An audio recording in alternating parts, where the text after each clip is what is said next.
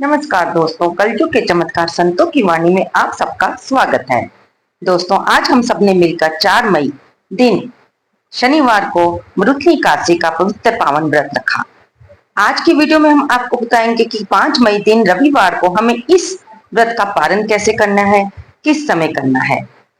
देव ऋषि नारद जी बताते हैं कि यदि श्री कृष्ण की आराधना हम कर रहे हैं तो फिर हमें कठोर तपस्या की क्या आवश्यकता है, और यदि श्री कृष्ण की आराधना नहीं हो रही तो फिर कठोर तपस्या करने का क्या लाभ है। अगर कोई व्यक्ति श्री कृष्ण की प्रेममय सेवा में संलग्न रहता है तो उसे बाकी सभी तपस्या और व्रतों का फल स्वयं ही मिल जाता है।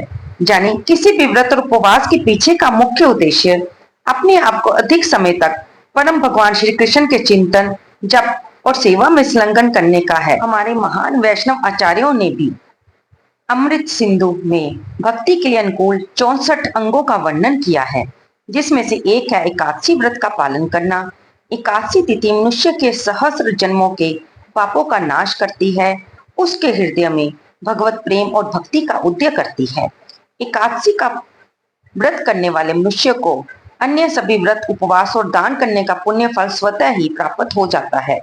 इसलिए अगर आप कोई और व्रत नहीं रखते हैं तो कम से कम अपनी क्षमता के अनुसार एकादशी व्रत का पालन अवश्य करना चाहिए। जितना महत्व एकादशी व्रत पालन करने का होता है, उतना ही महत्व है निश्चित समय पर एकादशी व्रत का पालन करना। जी हाँ, एकादशी व्रत ही एक ऐसा अकेला व्रत होता है जिसका हमें अगले दिन द्वादशी तिथि में एक निश्चित समय के अंदर अंदर पालन करना होता है। उसके बाद ही हम अपने इस व्रत को खोल सकते हैं, तभी इस व्रत का पूर्ण फल मिलता है। क्योंकि प्रत्येक एकादशी के अगले दिन द्वादशी में पारण करने का समय निश्चित होता है। इसलिए व्रत का पालन करने के लिए आपको समय का पता होना बहुत जरूरी है। हमारे शास्त्रों में बताया गया है कि यदि कोई व्यक्ति निर्धारित समय के अंदर एकादशी व्रत का पालन नहीं करता है तो उसे द्वादशी पर फिर से पूरे दिन उपवास करना पड़ेगा और उसे उसे फिर वह त्रयोदशी पर ही पूर्ण कर पाएगा। इसलिए द्वादशी पर समय से पारण करने का बहुत ही महत्व होता है। एकादशी तिथि के उद्यापन करने के विषय में अगर हम जानना चाहें तो इसकी 2 विधि होती हैं। एक है स्मार्थ विधि और दूसरी है भागवत विधि। स्मार्थ विधि में एकादशी में सिर्फ कर्मकांड और विधि विधान पर बल दिया जाता है। उसमें भौतिक इच्छा की पूर्ति के लिए एकादशी का व्रत किया जाता है। इसलिए इस व्रत का उद्यापन भी सिर्फ स्मार्थ विधि से ही होता है।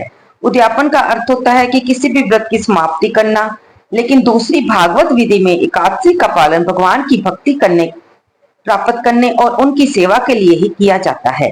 भगवान की सेवा हम कभी भी समाप्त नहीं करना चाहते। ये हमारी नित्य और शाश्वत सेवा है।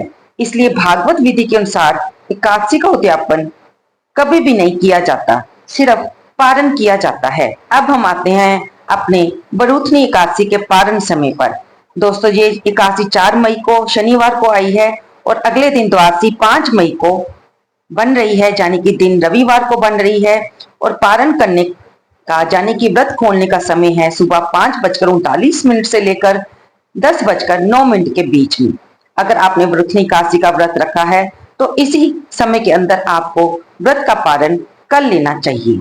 इसलिए द्वादशी के दिन भी सुबह ब्रह्म मुहूर्त में उठकर स्नान आदि करके आपने जो भी भोग बनाना है, पारण के लिए जो भी ब्राह्मण को देना है, उसके लिए तैयारी करके मंदिर में जाकर, अगर आप घर पर ब्राह्मण को नहीं बुला सकते, आप मंदिर में जाकर भी ब्राह्मण को खाना खिला सकते हैं और अपने व्रत को पूर्ण कर सकते हैं। व्रत के पारण के समय भगवान श्री हरि का स्मरण करते रहना चाहिए। और जिस प्रकार आपने एकादशी के दिन भी भगवान की मंगला आरती की थी, उसी प्रकार द्वादशी के दिन भी भगवान की मंगला आरती करें।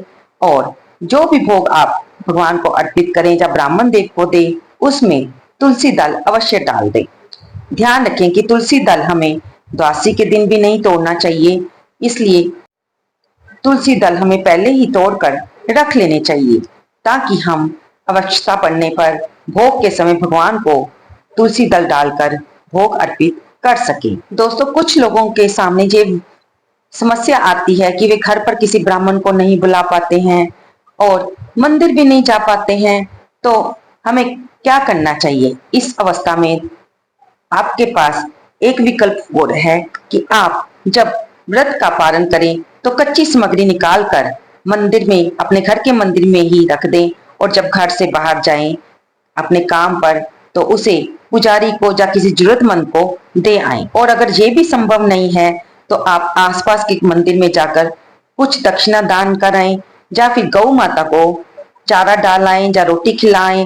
और अगर ये भी समय नहीं है तो तीसरा विकल्प भी है कि आप अपने घर में ही भगवान से प्रार्थना कीजिए, अपना एकादशी व्रत उन्हें अर्पित कीजिए और कहीं पर जहां पर आपको लगे कि योग्य स्थान पर ऑनलाइन दान देने की भी सुविधा है और आपका विश्वास उस संस्था में है तो आप वहां पर भी दान कर सकते हैं। व्रत का पालन करते समय अपने सामने जो भी भोग आपने बनाया है रखकर भगवान से प्रार्थना करिए कि हे प्रभु, मैं अज्ञान रूपी अंधकार में फंसा हुआ हूँ, आप इस व्रत द्वारा मुझ पर प्रसन्न हुए, मुझे ज्ञान नेत्र प्रदान करें, मुझे शुद्ध भक्ति प्रदान करें।